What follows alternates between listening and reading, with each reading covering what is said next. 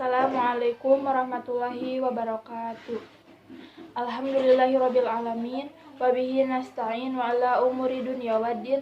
Wassalatu wassalamu ala asrofil anbiya'i wal mursalin wa ala alihi wa sahbihi ajmain, amma ba'du.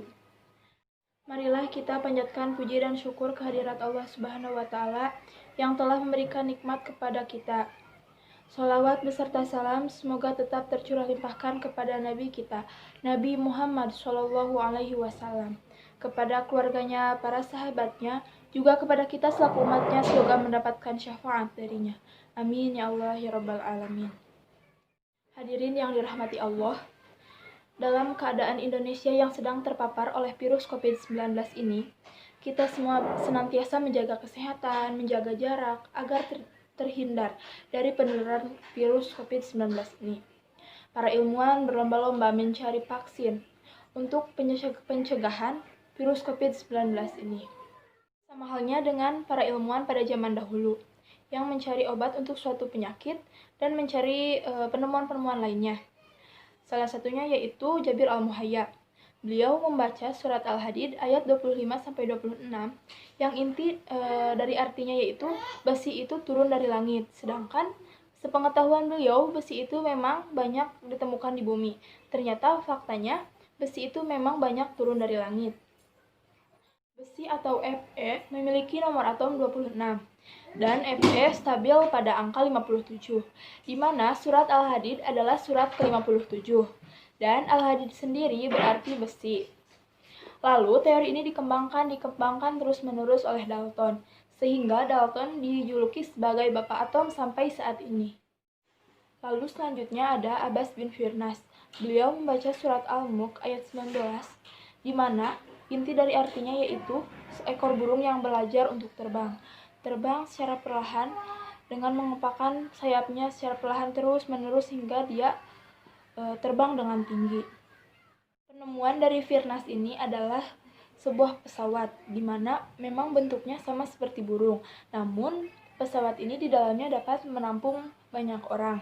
Bentuknya pun sama seperti burung, namun sayap dari pesawat ini tidak selentur burung, maka akan mengalami kerusakan seperti crack. Pada saat itu kerusakan ini diperbaiki oleh Imam An-Nawawi.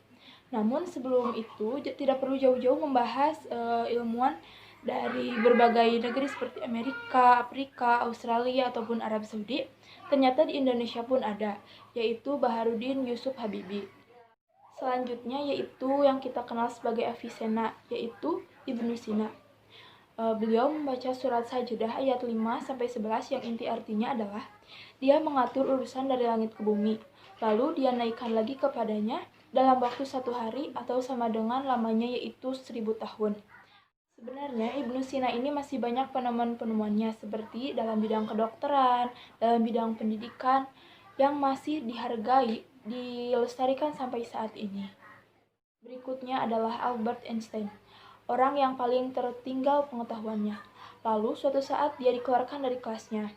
Dia menemukan sebuah buku, lalu dia membaca buku itu, dibaca, lalu dia berpikir sampai dia menemukan rumus E sama dengan MC kuadrat. Dan banyak sekali penemuan-penemuan lainnya yang sampai saat ini kita ketahui. Seperti halnya tentang kedokteran yang dibahas dalam beberapa hadis, yaitu ketika 40 hari pertama itu disebut dengan nutfah, di mana sel sperma bertemu dengan ovum. Lalu 40 hari kedua yaitu halaqah, di mana zigot mulai menempel pada dinding rahim. Dan 40 hari ketiga yaitu mudghah. Ketika kita belajar Al-Quran, maka baca, hafal, analisis artinya. Seperti yang kita bahas saat ini yaitu ketika sujud, di mana ada pendapat sujud itu harus telapak tangan terlebih dahulu, harus lutut terlebih dahulu. Ternyata menurut Nabi itu boleh kedua-duanya. Kita boleh sujud dengan telapak tangan terlebih dahulu ataupun dengan lutut terlebih dahulu. Nabi Muhammad SAW menjelaskan, ketika kamu ingin sujud, jangan seperti duduknya unta, di mana artinya kita harus sujud dengan menggunakan lutut lalu dengan telapak tangan. Tapi adapun sebaliknya, boleh telapak tangan terlebih dahulu lalu menggunakan lutut. Kita ilustrasikan pada seekor unta. Dalam bahasa Arab, jamal artinya unta jantan Nakoh artinya unta betina, dan ba'id adalah unta tunggangan. Ketika kita tidak memiliki beban, Nabi menyarankan kita untuk sujud dengan lutut terlebih dahulu, lalu dengan telapak tangan. Tetapi beda lagi ketika kita memiliki beban. Nabi menyarankan kita dengan menggunakan telapak tangan terlebih dahulu, lalu dengan lutut ketika sujud. Karena ketika Nabi sudah tua pun, Nabi bersujud dengan telapak tangan terlebih dahulu, lalu dengan lututnya. Masya Allah, sangat indah bukan analogi tersebut? Nah, dari sini kita belajar bahwa dalam Al-Quran kita harus pintar-pintar menafsirkan kata-kata hewan tersebut. Banyak dijelaskan dalam Al-Quran tentang hewan seperti gajah, harimau, burung, kera, dan lain-lain. Sama halnya ketika Yahudi dikutuk menjadi kera. Yahudi dikutuk menjadi kera karena sesuai dengan surat Al-Baqarah ayat 65, dan jadilah kalian kera yang hina, di mana semasa hidupnya kaum Yahudi ini sangat semena-mena dalam melakukan sesuatu. Ketika diberi ini, diambil dengan tangan kanan. Ketika diberi itu, diambil dengan tangan kiri. Ketika ada dari atas, diambil dengan mulutnya. Ketika dia tidak mendapatkan apa yang dia inginkan, dia marah-marah. Persis sekali dengan perilaku kera, bukan? Nah, dari penjelasan tadi dapat kita simpulkan bahwa memang kelompok unta memiliki keindahan tersendiri. Yang pertama, unta memiliki selaput di matanya, di mana digunakan untuk perlindungan ketika dia berjalan di padang pasir, agar matanya terlindungi. Nah, dari sana ditemukanlah kacamata. Nah, yang kedua yaitu unta memiliki tempolok, di mana dijadikan tempat menyimpan cadangan minum. Unta bisa tidak minum selama 3 bulan. Yang ketiga yaitu unta memiliki 2 kaki, sedangkan yang bagian depan adalah tangannya. Unta pun bisa duduk dengan santai tanpa tergesa-gesa.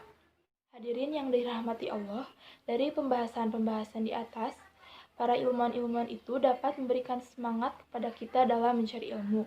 Dan kasus-kasus tadi seperti sederhana, namun mengandung pembahasan yang sangat bermanfaat bagi kita. Nah, hanya sekian yang dapat saya sampaikan. Semoga penyampaian tadi dapat bermanfaat bagi kita semua. Mohon maaf atas segala kesalahan dan kekurangannya. Billahi taufiq wal hidayah. Wassalamualaikum warahmatullahi wabarakatuh.